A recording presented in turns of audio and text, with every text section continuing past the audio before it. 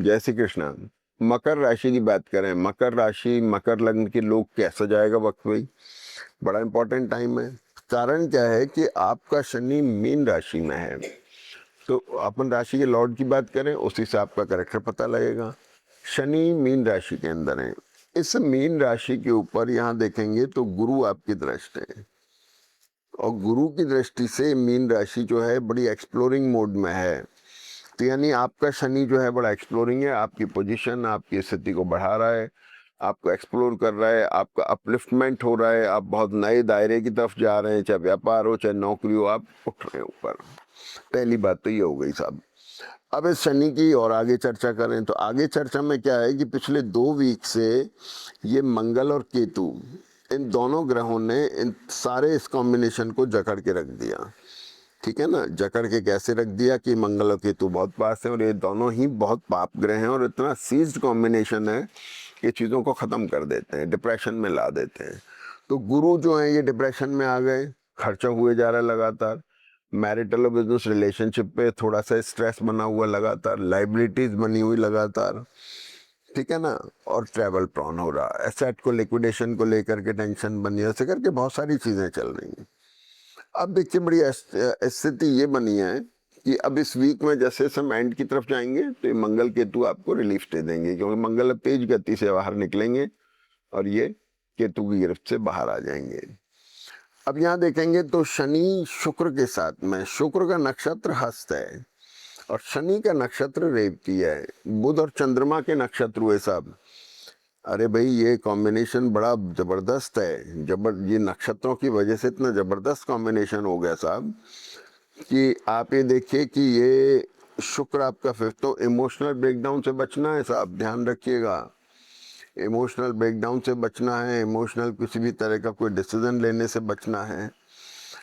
चंद्रमा भी वीक के शुरुआत में यहीं पर है, तो जब चंद्रमा यहाँ पर है शनि के साथ में तो ये रिडिफाइनिंग मोड बना। रिडिफाइनिंग मोड मैरिटल और बिजनेस रिलेशनशिप को लेकर के बना और आपके प्रोफेशन को लेकर के बना, ठीक है ना सब। ये बड़ा इंपॉर्टेंट हो गया, दशमेश के साथ में चंद्रमा और फिर शनि की दृष्टि, तो कामकाज को लेके विचार चल रहा है, सोच रहे हैं बदल लें यार, बदल लें, कुछ कर लें, या वर्किंग में थोड़ा प्रोफाइल में चेंज आ जाए। तो ये गुरु और सूर्य जो हैं यहाँ पर, जो पिछले 1 महीने से साथ चल रहे हैं, गवर्नमेंट और कॉर्पोरेट सेक्टर को बता रहे हैं, इन लोगों के साथ रिलेटेड आपके अच्छे काम बने हैं, इन लोगों के साथ आपका इंटरेक्शन रहा है। जो लोग इस फील्ड में काम करते हैं उनके लिए भी अच्छा है, तो वो लोग प्रेशर में रहे होंगे, वर्कलोड भी हो सकता है, ठीक है ना सब। अब आगे आ जाइए, जो इम्पोर्टेंट चीज़ ये है कि चंद्रमा यहाँ पर है, शुक्र साथ में है, शनि यहाँ पर है, और ये जो चंद्रमा है ये शनि के साथ रिडिफाइनिंग मोड बना रहे हैं, ठीक है साहब, और शुक्र जो हो गया ये फिफ्थ लॉर्ड हो गया। अब जैसे ही हम चलते हैं 17 तारीख को ही सुबह 8 बजे ये सूर्य राशि बदल लेते हैं।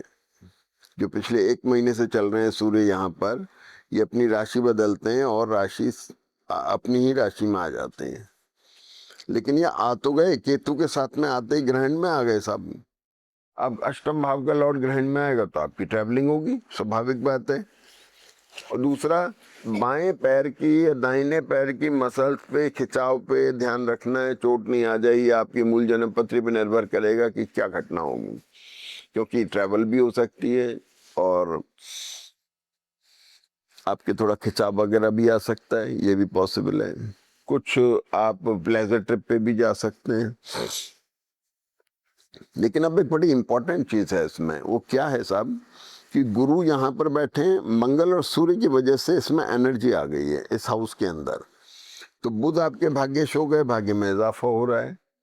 मैरिटल और बिजनेस रिलेशनशिप आपके ऐसे ना डेवलप हो जाएं जो लाइबिलिटी में कन्वर्ट हो, ऐसा ध्यान रखने की जरूरत है इस कॉम्बिनेशन के समय में। गुरु के ऊपर भी आ गए, गुरु द्वादशेष हैं, एक्सपेंडिचर दिखा रहे हैं, खर्च बता रहे हैं, आपके एक्सपेंसेस बता रहे हैं। तो ये लाइबिलिटी में कन्वर्ट क्या होगा, जब इनके ऊपर आपका ज्यादा एक्सपेंडिचर, ज्यादा एनर्जी होने लगती है, तो वो एक तरह की सोचना पड़ता है कि कहीं ऐसा तो नहीं लाइबिलिटी में, चाहे वो रिलेशन है, चाहे वो बिजनेस का पैसा है, या कुछ भी मान लें। अब सबसे बड़ी चीज ये हो गई साहब कि मंगल और सूर्य ने उसको एनर्जाइज कर दिया, लेकिन द्वादशेष अगर एनर्जाइज हो गया इसका मतलब जन्म पत्री चल पड़ी, यानी उसमें फ्लो आ गया, रोटेशन आ गया, ठीक है नहीं सर, ये बड़ी इंपॉर्टेंट चीज है। अब ये है कि चंद्रमा यहाँ पर कन्या राशि में रहे और यहाँ पर ये वर्गोत्तम में हो गए 17 तारीख को। 17 तारीख को चंद्रमा वर्गोत्तम में सुबह 10 बजे से लेके 4:30 बजे तक, और फिर यहाँ 4:30 से यहाँ शिफ्ट हुए, फिर यहाँ पे भी वर्गोत्तम में आ गए। ठीक है ना साहब।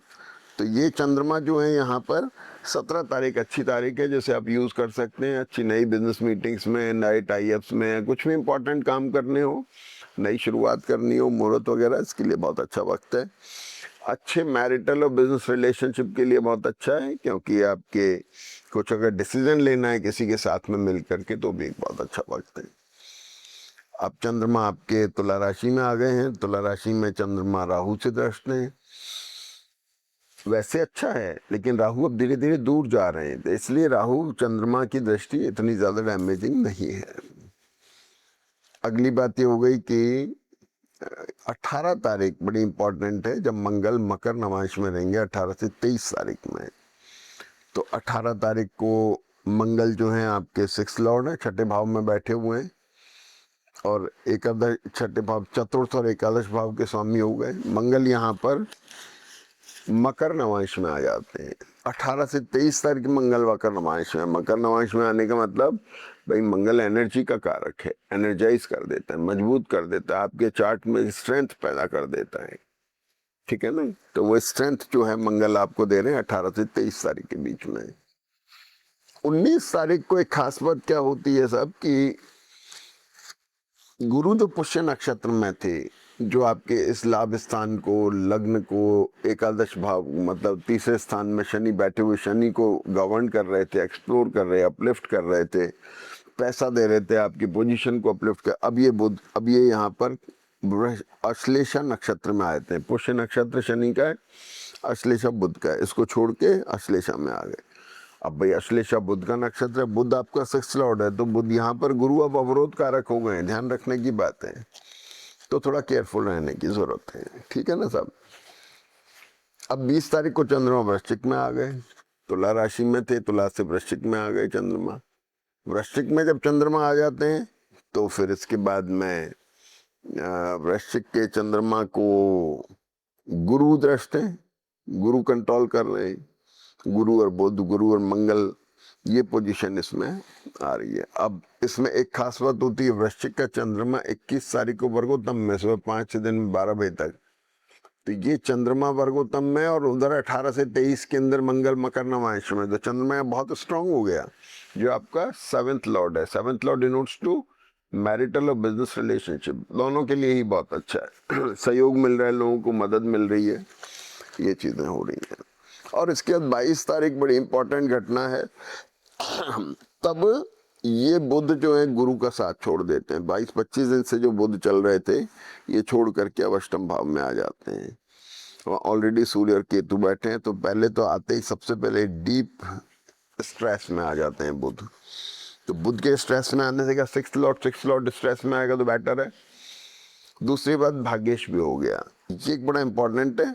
अब यहाँ पे आपको थोड़ा वाणी पे संयम रखना है, ध्यान रखना है, किसी से गलत नहीं बोलना है। ट्रैवल प्रॉन हो सकता है, कहीं जा सकते हैं, इसमें कोई दो राय नहीं है, अच्छा साइन है।